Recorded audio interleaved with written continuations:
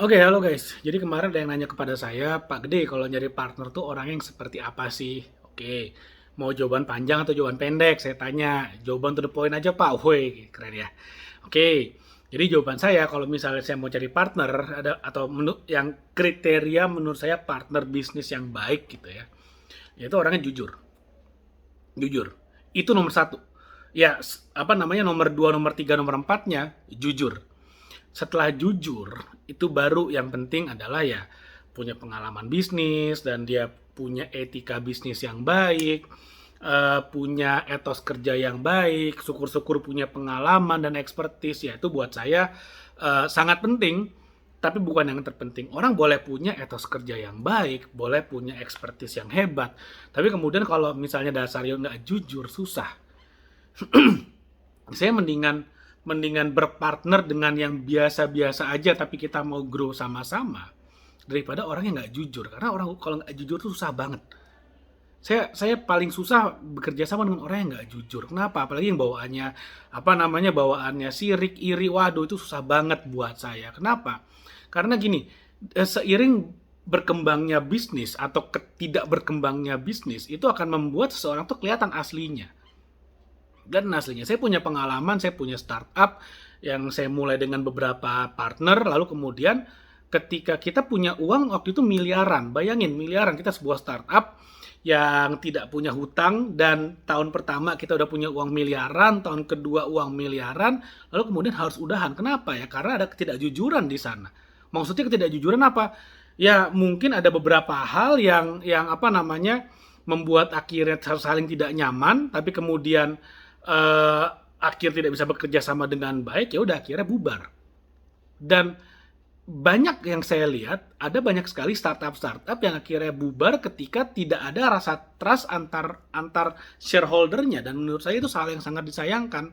Dan lebih baik dari awal kita udah tahu, oke nih orang nggak enak, ya udah kita nggak usah kerjasama daripada kerjasama dan setelah semuanya berjalan baru akhirnya kelihatan aslinya bagaimana. Menurut saya sayang banget, sangat sangat sangat disayangkan.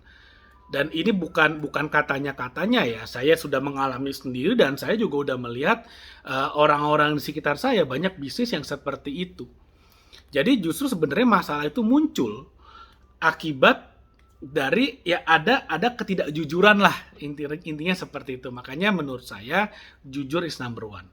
Bisnis itu yang penting trust. Ketika tidak ada trust antar partner-partnernya, maka ya tidak akan enak jalannya. Dan gini, saya bisa berpikir bahwa saya adalah orang yang trustworthy. Saya selalu berusaha jujur apa adanya kepada partner saya ketika kondisi baik dan ketika kondisi tidak baik. Saya akan berusaha mengatakan apa adanya. Tapi saya tidak bisa berharap partner saya akan mengatakan hal yang sama. Dan Anda juga demikian. Anda juga harus selalu berpikir bahwa Anda adalah orang yang akan selalu mengatakan apa adanya, seorang yang trustworthy, layak untuk dipercaya, tapi Anda tidak bisa 100% percaya kepada partner Anda. Bukan berarti saya mengajarkan Anda untuk selalu curigaan, bukan. Yang penting adalah jika kita bisa berpartner nih, misalnya ada 2 orang, 3 orang, 4 orang, 5 orang atau lebih berpartner, maka semua orang, semua partner yang ada dalam bisnis itu harus memiliki dalam dirinya bahwa oke, saya bisa dipercaya orangnya. Itu dulu nomor satu. Percaya nanti perkara nanti apakah yang lain bisa dipercaya atau tidak itu biarkan waktu yang menjawab.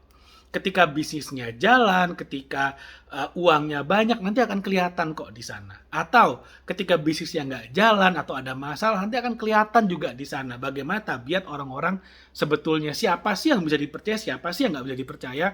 Nah, kalau kita masih awal, kita masih belum bisa membedakan, belum bisa baca orang, ya itu adalah satu pengalaman yang mungkin Anda harus alami. Ketemu partner-partner yang akhirnya tidak bisa dipercaya gitu loh. Tapi seiring berjalannya waktu, seiring pengalaman bertambah, seiring dengan experience juga akan berjalan terus, seiring dengan umur juga bertambah, kita akan semakin banyak ketemu orang dan di sana kita akan mulai kenal orang. Oh yang kayak gini nggak bisa dipercaya nih. Oh yang kayak gini bisa dipercaya nih. Oh kalau yang seperti ini nih jangan diajak partneran. Oh kalau ketemu yang kayak gini ayo kita partneran. Seperti itu. Dan yang lebih penting lagi, siapapun yang diajak berpartner, itu harus ada perjanjian hitam di atas putih yang jelas. Jadi, harus jelas sekali, ketika kita berpartner, maka kontribusi kita apa dan hak kewajiban kita apa harus sangat clear. Karena seringkali ketika terjadi satu trust issue, itu bisa jadi sebetulnya semuanya benar, tidak ada yang salah. Tapi karena tidak ada perjanjian yang jelas, akhirnya semua saling merasa. Mestinya dia kayak gitu, mestinya yang itu kayak begini, mestinya yang itu kayak begitu. Akhirnya ada distrust di antara para partner-partner itu. Padahal sebenarnya mungkin kalau misalnya dari awal udah clear visi misinya apa, tujuannya apa, lalu kemudian bagaimana kita mencapai tujuannya, lalu kemudian masing-masing hak dan kewajibannya apa, ketika kewajiban tidak dipenuhi maka konsekuensinya apa, itu semuanya ketika itu clear di depan, perjanjiannya jelas, maka sebetulnya akan lebih enak perjalanan bisnisnya. Nah, tapi masalahnya melakukan itu nggak semudah membalikan telapak tangan. Nggak mempraktekkan tidak segampang teorinya. Kenapa? Saya udah lihat banyak sekali kasus membuat perjanjian partnership secara kasat mata sesuai dengan pengalaman yang dimiliki oleh semua partner yang ada, perjanjiannya sudah sangat jelas. Tapi ternyata seiring berjalannya waktu, ini ada banyak yang tidak dibahas di perjanjian ini, sehingga akhirnya balik lagi merasa, akhirnya trust hilang. Padahal kalau tanya, kita udah buat perjanjian yang sangat clear kok. Begitu dilihat oleh orang yang berpengalaman, ini apanya yang clear, banyak masalahnya, banyak loophole-nya, banyak hal yang nggak dibahas. Tapi karena pengalamannya belum ada, akhirnya kita merasa itu semua masalah udah tertulis. Padahal sebetulnya banyak banget yang nggak tertulis. Balik lagi, in the end, it's all about experience. Kalau kamu nggak punya experience, gimana? Cari orang yang udah punya experience, berpartnerlah dengan yang udah punya experience, dan dengerin partnermu selama dia bisa dipercaya.